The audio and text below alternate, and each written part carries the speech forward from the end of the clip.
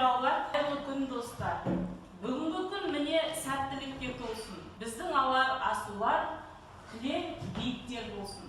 Біздің бүгінгі өтетін сабағымыз адамгершілік асыл қасиет. Сабақтың мақсаты оқушылардың бойына рухани адамгершілік қасиеттерді ұялату үшін мейірбан, ақылды, шыншыл, қайырымды, адамдық асыл қасиеттерді игеруге ықпал ету.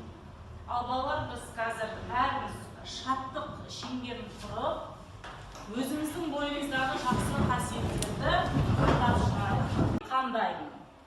Мен әдептімін, мен мейірімдімін, мен адалмын, мен инабаттымын, мәдениет, ақкөңілмін, мейірімдімін, адалмын, ақылдымын, сабайлымын, досым адал, мен қамқормын, мен кішіпейілдімін. Өте жақсы балалар, сендердің бойларындағы өздеріңе деген сенімділікті байқадық, иә? Ал қазір мен сендерге мына гүл шоқтарын сыйлағым келеді. Осы гүл арқылы біз қазір топқа бөлінеміз. Бірінші топ мейірімділік, ал аламыз гүлді.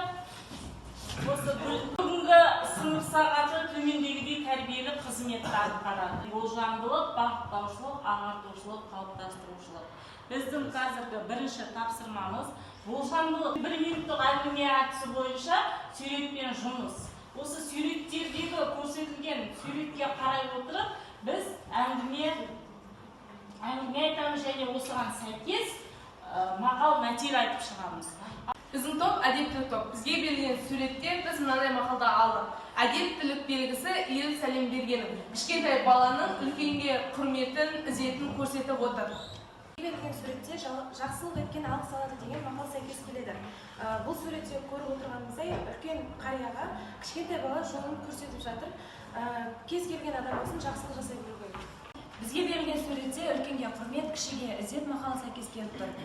Өйткені бұл жерде кіші баланың үлкен кісіге орын беріп өзінің үлкен жақсы қасиетін көрсетіп тұрғандығын байқап тұрмыз. Үлкенге құрмет көрсету бұл адам бойындағы ең үлкен қасиеттердің бірі болып саналады. Ал балалар, енді қазір бағыттаушылық кезеңі бойынша мен сендерге осы сурет адам баласының бойында адамгершілік қасиет болу үшін біз қалай әрекет жасау керек, адамның бойында қандай жақсы қасиеттер болу керек, адам қалай қалыптасу керектігі туралы түсіндірейін. Бұл жерде ақиқат, негізгі шындық. Жалпы біз ағаштың суретін алдық, тамырын тереңге жайған. Осы тамырын тереңге жайған ағашты біз сүйіспеншілікпен суарған кезде адам баласы дұрыс әрекет жасайды екен. Дұрыс әрекет жасаған адамның жүрегінде ішкі тыныштық болады екен. Ішкі тыныштық, яғни ол гүл сияқты бір жарып жақсы іс-әрекет көрсете алады. Жақсы іс-әрекет ол адамның бойында қандай қасиеттер деп ойлайсыңдар? Мейірбандылық, кішіпейілділік, сенімділік, адалдық, ізеттілік деген сияқты жақсы қасиеттер бір жарады екен. Осындай жақсы қасиеттер бір жарған кезде адам ешқашанда қиянат неғылмайды екен, жасамайды екен. Сүйіспеншіліктің өзі үшке бөлінеді екен, риясыз сүйіспеншілік, өзара сүйіспеншілік, өзімшіл сүйіспеншілік. Ал кім қалай ойлайды? Риясыз сүйіспеншілік дегенді қалай түсінеміз? Сүйіспеншілікке біз айдың суретін алуға болады. Ай мен күн бір-бірімен ешқашан кездеспейді, бірақ күннің нұрынан нұрланып, ай сәулесін береді. Риясыз сүйіспеншілік бұл шексіз сүйіспеншілік. Оған күннің суретін алып қарастырамыз. Барлық қоғам, барлық адам үшін ол бірдей мейірім мен нұрын барлығына бірдей төгеді. Сүйіспеншілікке мен шамды араластырамын. Шам жарық бөледі, бірақ жылу бөлмейді. Шам сол бөлменің жарықтығын ғана сақтап, жылуды өз бойына сақтап тұрады. Бөлімінде постер қойғаймыз. Адамдықтың белгісі ол негізгі 5 қасиет болып табылады. Талап, еңбек, терең ой, қанағат, рақым, ойлап қой. ізгілік пен рақымшылық барлық адамның бойында бар қасиет. Ол адам бойында туа біткенде пайда бола бермейді. Ізгілік пен рақымшылыққа адам өз болмысын басқара алатын адамдарға ғана ие болады. Адамның адамдық қасиеті нұрлы ақыл, жылы жүрек және ыстық қайрат. Адамдық борыш туралы біздің топтағы Аружан түсіндіреді. Батырлық, ерлік, адамдық көрсе қыздар надандық деп Жамбыл атамыз айтқандай, адамдық борыш өзіне ғана емес өзгелерге көрсете алатын қызметі.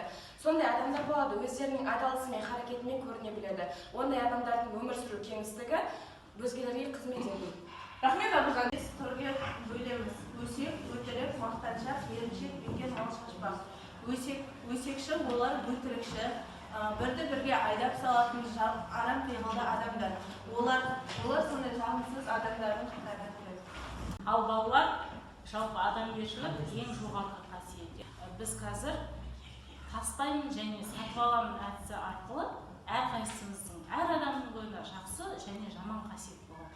Енді өздерінің ішкі түйсіктерін біледі, жаман қасиетімді тастаймын, жақсы қасиетті сатып аламын деп қазір әрқайсымыз өзіміздің ойымызды айтып шығайық. Тастап, сабырлылықты сатып аламын. Еріншек тастаймын, еңбекқорлықты сатып аламын. Ал балалар, бүгінгі сабақ сендерге ұнады ма? Жарайды, өте жақсы қатыстыңдар, белсене қатыстыңдар. Қазір мына парақшаға осы сабақтан ұнағаны, қызық болған тапсырма, берген тәрбие және менің көзқарасым туралы өз пікірлеріңді жазып қалыңдар.